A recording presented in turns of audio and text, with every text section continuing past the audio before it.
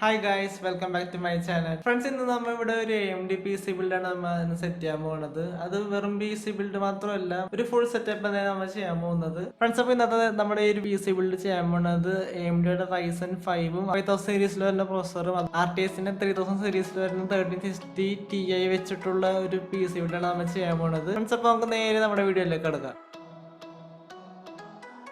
Friends, അപ്പോൾ നമ്മളിവിടെ processor എടുക്കാൻ പോകുന്നത് AMDയുടെ Ryzen 5 ആണ്. 5600X എന്ന് പറഞ്ഞ പ്രൊസസ്സറാണ് നമ്മളിവിടെ എടുക്കാൻ പോകുന്നത്.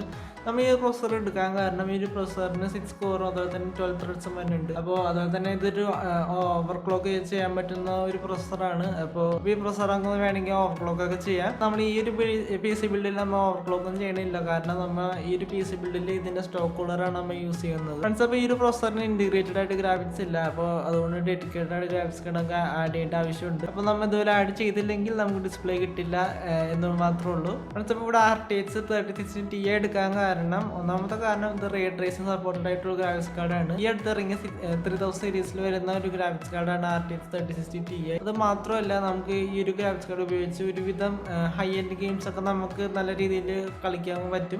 അതായത് അൾട്രാ സെറ്റിംഗ്സിലിട്ട് തന്നെ നമുക്ക് നല്ല അടിപൊളിയായിട്ട് കളിക്കാൻ പറ്റും. AAA ടൈറ്റിൽസ് എല്ലാം അതുപോലെയുള്ള ഏത് ഗെയിം വേണമെങ്കിലും കളിക്കാൻ പറ്റും. ഇപ്പോൾ 1080p-ലാണെങ്കിലും 2K-ലാണെങ്കിലും നമുക്ക് അത്യാവശ്യം 60 FPS മുകളിൽ എങ്ങനെയൊക്കെ വന്നാൽ കിട്ടും. എങ്ങനെയൊക്കെ പോലും കിട്ടും. അതൊരു അപ്രോക്സിമേറ്റ് വാല്യൂ ഞാൻ വന്നത് ലാസ്റ്റ് പറഞ്ഞുതരാം. അപ്പോൾ ഏതെങ്കിലും ഒരു ഗ്രാഫിക്സ് കാർഡ് ഇപ്പോൾ ആഡ് ചെയ്താൽ മതി. കാരണം ഇപ്പോൾ മാർക്കറ്റിൽ ഇതിന്റെ പ്രൈസ് ഇപ്പോൾ കൂടുതലാണ്. 60-80,000 രൂപയുടെ അടുത്തൊക്കെ വരുന്നുണ്ട്. ഫ്രണ്ട്സ്, അപ്പോൾ മദർ ബോർഡ് നമ്മൾ യൂസ് ചെയ്യാൻ പോകുന്നത് ASUSന്റെ ടഫ് സീരീസിൽ വരുന്ന A520M പ്ലസ് എന്ന് പറഞ്ഞ മോഡൽ മദർ ബോർഡ് നമ്മൾ യൂസ് ചെയ്യാൻ പോകുന്നത്. ഈ ഒരു മദർ ബോർഡിന്റെ പ്രത്യേകത ഇതൊരു ഗെയിമിംഗ് മദർ ബോർഡാണ്. അത് കൂടാണ്ട് തന്നെ നമുക്ക് ഈ ഒരു മദർ ബോർഡിൽ റൈസന്റെ 5000 സീരീസിൽ വരുന്ന പ്രൊസസ്സറൊക്കെ സപ്പോർട്ട് ചെയ്യും. കൂടാണ്ട് തന്നെ നമുക്ക് ഈ ഒരു മദർ ബോർഡിൽ RGB ലൈറ്റ് ഒക്കെ സെറ്റ് ചെയ്യാൻ പറ്റും. അതിനുള്ള പോർട്ടൊക്കെ ഈ മദർ ബോർഡിലുണ്ട്. ഫ്രണ്ട്സ്, അപ്പോൾ നമ്മൾ അടുത്തായിട്ട് യൂസ് ചെയ്യാൻ പോകുന്നത് RAM ആണ്. അപ്പോൾ നമ്മൾ ഇവിടെ HPGയുടെ RAM ആണ് നമ്മൾ യൂസ് ചെയ്യുന്നത്. 8x2 സ്റ്റിക്കാണ് നമ്മൾ യൂസ് ചെയ്യുന്നത്. അതായത് ടോട്ടൽ 16GB RAM ആണ് നമ്മൾ ഈ ഒരു PC ബിൽഡിൽ സെറ്റ് ചെയ്യാൻ പോകുന്നത്. 3200 MHz വർക്ക് ചെയ്യുന്ന RAM ആണ് HPGയുടെ ഒരു A-ഡാറ്റയുടെ RAM എന്ന് പറയുമ്പോൾ. RGB ലൈറ്റ് അങ്ങനെയൊന്നും ഇല്ല. സാധാരണ ഒരു ഗെയിമിംഗ് RAM ആണ് നമ്മൾ ഇവിടെ യൂസ് ചെയ്യുന്നത്. ഫ്രണ്ട്സ്, ഇപ്പോൾ പവർ സപ്ലൈ നമ്മൾ യൂസ് ചെയ്യാൻ പോകുന്നത് 600 വാട്ട്സിൽ പറഞ്ഞ ഒരു പവർ സപ്ലൈ നമ്മൾ യൂസ് ചെയ്യുന്നത്. 600 വാട്ട്സ് എടുക്കാൻ കാരണം ഇവിടെ ഗ്രാഫിക്സ് കാർഡിന് പ്രൊസസ്സറിന് നല്ല രീതിയിൽ പവർ വേണം. അതുകൊണ്ട് തന്നെ അത് വർക്ക് ലോഡൊക്കെ ചെയ്യാൻ തന്നെ അത്യാവശ്യം നല്ല പവർ വേണം. അതുകൊണ്ടാണ് നമ്മൾ 600 വാട്ട്സ് എടുക്കുന്നത്. അല്ലെങ്കിൽ 550 വാട്ട്സ് ആയാലും മതി. നമ്മൾ 600 വാട്ട്സ് എടുത്തത് മാത്രം.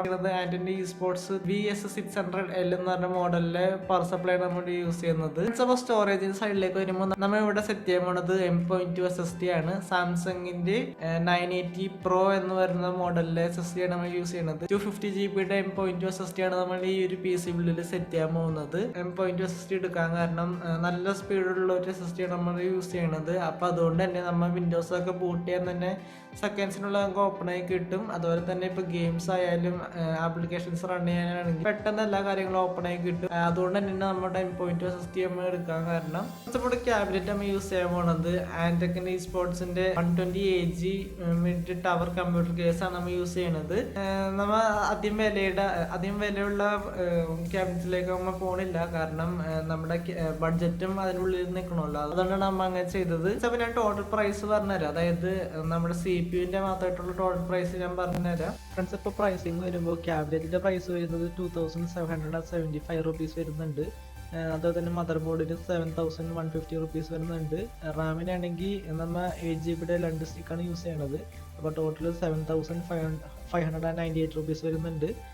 പിന്നെ നമ്മുടെ സ്റ്റോറേജിന് M.2 SSDയുടെ വില വരുന്നത് 8990 റുപ്പീസാണ്. ഇനിയിപ്പോൾ നിങ്ങൾക്ക് 4000 റുപ്പീസ് നമുക്ക് SSD കിട്ടും. ഇതൊരു പ്രൊഫഷണൽ ആയിട്ടുള്ള ഒരു SSD ആണ് നമ്മൾ എടുത്തിരിക്കുന്നത് സാംസങ്ങിന്റെ. ഇനിയിപ്പോൾ പ്രൊഫഷണൽ അല്ലാത്തതിന് ഏകദേശം 4000 രൂപയുടെ കുറവാണ് അവിടെ വരുന്നത്. നമ്മുടെ പ്രൊസസ്സറിന്റെ വില വരുന്നത് 25,499 റുപ്പീസാണ്. അതുപോലെ തന്നെ ഗ്രാഫിക്സ് കാർഡിന്റെ പ്രൈസ് വരുന്നത് 37,000 ആണ്. മാർക്കറ്റിൽ ഇപ്പോൾ അത് ഷോർട്ടേജ് ഒക്കെ ഉണ്ട്. ഇപ്പോൾ അത് ഓവർ പ്രൈസ്ഡ് ഒക്കെയാണ്. അപ്പോൾ എങ്കിലും ഈ ഒരു ഗ്രാഫിക്സ് കാർഡിന്റെ ഒരു പ്രൈസ് വരുന്നത് ഈ റേഞ്ചിലൊക്കെ തന്നെയാണ്. ഇനിയിപ്പോൾ അത് ഈ സമയത്ത് അഫോർഡ് ചെയ്യാൻ പറ്റിയില്ലെങ്കിൽ നിങ്ങൾ വേറൊരു GTX 1660 Tiയുടെ ഗ്രാഫിക്സ് കാർഡൊക്കെ ഇപ്പോൾ ആഡ് ചെയ്യാം. അതേ പറയാൻ പറ്റുള്ളൂ. നമ്മുടെ പവർ സപ്ലൈയുടെ പ്രൈസ് വരുന്നത് 2382 റുപ്പീസാണ്. അപ്പോൾ ടോട്ടൽ പ്രൈസ് വരുന്നത് 9394 റുപ്പീസാണ് നമ്മുടെ CPU മാത്രമായിട്ട്. ഇനിയിപ്പോൾ എക്സ്ട്രാ മോണിറ്ററും കീബോർഡും മൗസൊക്കെ വരുമ്പോൾ 1,30,33 വരും. ഫ്രണ്ട്സ്, അപ്പോൾ ഇവിടെ മോണിറ്റർ എടുത്തിരിക്കുന്നത് MSID OPTIX G241 എന്ന് പറഞ്ഞ മോണിറ്ററാണ് എടുത്തിരിക്കുന്നത്. 24" IPS പാനൽ, അതുപോലെ തന്നെ 144 Hz റിഫ്രഷ് റേറ്റും തന്നെ ഉണ്ട്. പിന്നെ ഇതൊരു ഗെയിമിംഗ് മോണിറ്ററാണ്. ഫ്രണ്ട്സ്, അപ്പോൾ കീബോർഡ് മൗസിൻ്റെ പ്രൈസ് വരുന്നത് 1,618 ആണ്. അതുപോലെ തന്നെ ഒരു ഹെഡ്സെറ്റിൻ്റെ പ്രൈസ് വരുന്നത് 2,000. ഇപ്പോൾ കീബോർഡ് മൗസും ഹെഡ്സെറ്റും നിങ്ങൾക്ക് നിങ്ങളുടെ ഇഷ്ടത്തിന് അനുസരിച്ച് ചൂസ് ചെയ്യാം. അതിന് ഞാൻ വലിയൊന്നും പറയണില്ല. അപ്പോൾ മോണിറ്റർ നിങ്ങൾക്ക് വേണ്ടി ചൂസ് ചെയ്യാം. ഇതിപ്പോൾ ഞാൻ ഇത് എടുക്കാൻ കാരണം ഇത് IPS പാനലാണ്. വേറെ എന്ന് വെച്ചാൽ TN പാനൽ വരുമ്പോൾ അതിൻ്റെ പ്രൈസ് കുറയും. TN panel better IPS പാനലാണ്. അതുകൊണ്ടാണ് ഞാൻ ഇവിടെ IPS പാനലിൻ്റെ മോണിറ്റർ എടുത്തത്. അപ്പോൾ ഇന്നത്തെ ഈ ഒരു PC ബിൽഡ് വീഡിയോ നിങ്ങൾക്ക് ഇഷ്ടപ്പെടുന്ന വിചാരിക്കുന്നു. അപ്പോൾ വീഡിയോ ഇഷ്ടപ്പെട്ടെങ്കിൽ ലൈക്ക് ചെയ്യുക, നിങ്ങളുടെ അഭിപ്രായങ്ങളൊക്കെ താഴെ കമൻറ്റ് ബോക്സിൽ ഇടുക. ഇതുപോലുള്ള പുതിയ പുതിയ ടെക് വീഡിയോസിനായിട്ടും ബിൽഡ് വീഡിയോസിനായിട്ടും റിവ്യൂസിനൊക്കെ ആയിട്ടും നമ്മുടെ ചാനൽ സബ്സ്ക്രൈബ് ചെയ്യാം. തൊട്ടടുത്തുള്ള ബെൽ ബട്ടൺ പ്രസ് ചെയ്യാം. അപ്പോൾ ഞാൻ ഇടുന്ന പുതിയ പുതിയ വീഡിയോസിന് നോട്ടിഫിക്കേഷൻ കിട്ടുന്നതായിരിക്കും. അപ്പോൾ അടുത്ത വീഡിയോ നമുക്ക് വീണ്ടും കണ്ടുമുട്ടാം. അതുവരേക്കും goodbye.